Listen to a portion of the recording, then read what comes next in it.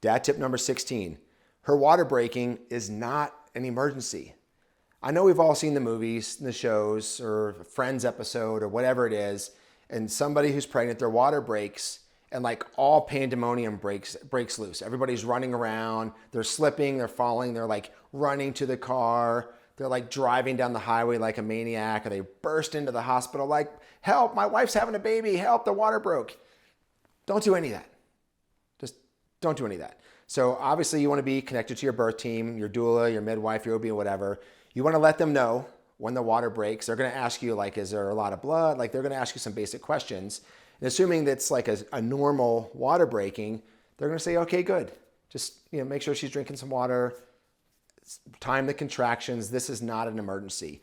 What they are going to want to do usually is give you like a 24-hour window after the water breaks. They want baby to come out usually within 24 hours. So they're going to want to track that time, but it is not an emergency. No panicking, no flopping around like a fish out of water, no running to the car and speeding down the highway like a maniac.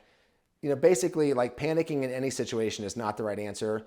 Also, a good place to look for the wrong answer is anything you see in a made-for-TV movie. So again, do not panic. Just note the time.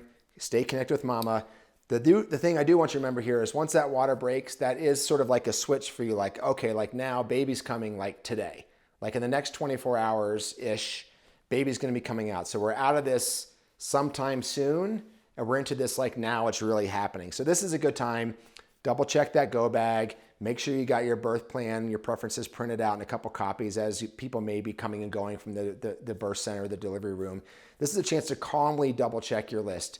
Let your point of contact person know. If you have pets that need to be managed where you're going to be out of the house for a couple of days, let their caretakers know. Take the dog to the kennel. Let your neighbor know, like, hey, we may be going to the birth center pretty soon here.